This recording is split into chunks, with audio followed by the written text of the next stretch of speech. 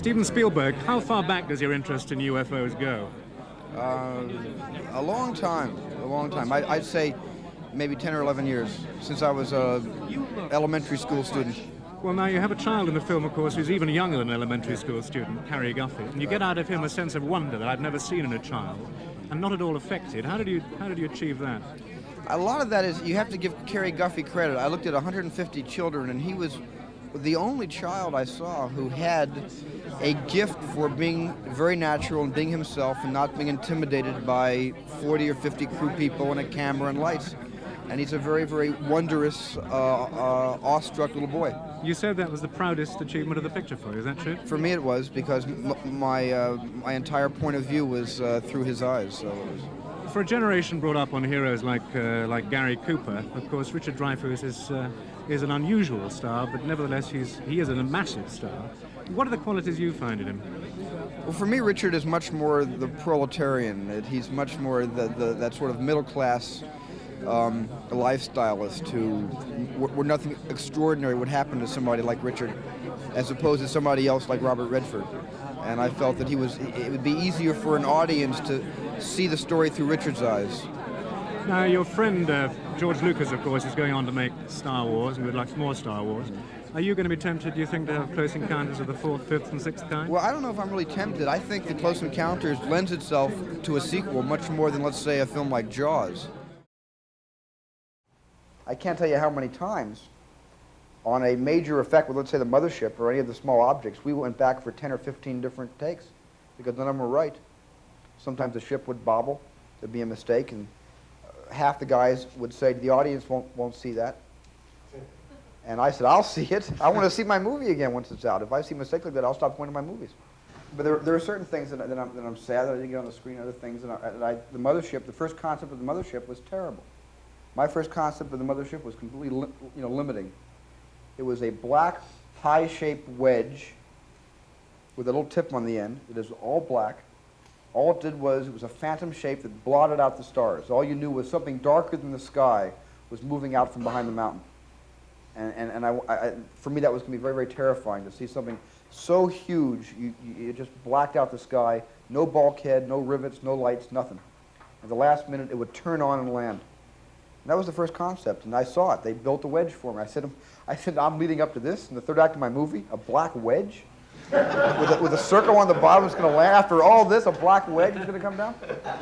And I got that catharsis in Bombay, India. On the way to and from the Bombay location, I passed a huge oil refinery with like 10,000 lights inside the pipes and tubes. It was amazing to see at night. It was fantastic. And I sketched that down, and when I came back to L.A., I was up at Mulholland Drive, and I said, wouldn't it be neat to take the lights of the San Fernando Valley and invert them beneath the oil refinery concept from Bombay? So I had George Jensen draw it up, and that's how the mothership came into being. It's a distillation of both of those thoughts. Was that also last minute? Last minute. The mothership was the last 4 weeks of photography. Last minute. Otherwise, you would have seen the Surly wedge coming in. You know? My 13-year-old tipped me off. She said, Dad, if you go to this expecting you're going to see Star Wars, you're going to be very, very disappointed. And I want you to talk about that, because if people go and try and make comparisons, the two films do not compare at all. And I didn't intend to make a movie that had anything to do with Star Wars, because in fact Close Encounters was started a year before Star Wars was started, and it just so happened that the two films caught up to each other at a certain point, and at a certain point Star Wars got on the screen and became the space metaphor for 1977, and when the second space movie, which really is more of a terrestrial film, was released, people certainly thought there could be something similar, and then when people see the movie, they're very happily, they leave the theater saying it's another movie.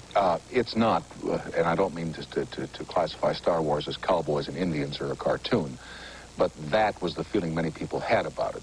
And as often happens in the motion picture business or television, when one success comes, the other one following is a spin-off. I want people to be alerted to the fact that Steven's picture is not at all a spin-off of Star Wars. It's completely and totally different. And I've always said, I mean, from the outset, when I saw that Star Wars could mislead a lot of people into thinking that anything having to do with the stars was going to be a shoot 'em up in outer space.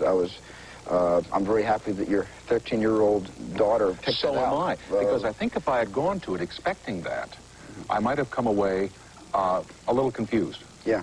Oh, certainly. I mean, there's not one laser blast in the entire 2 hours and 14 minutes.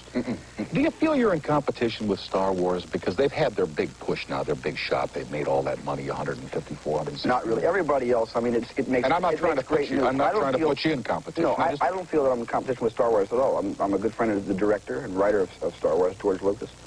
And we've watched each other's films grow and saw each other's cuts when they were done. And there's really no competition at all. It just is. It makes wonderful press when the New York Times will print their grosses and our grosses, and it's something to talk about if nothing else is happening in the world.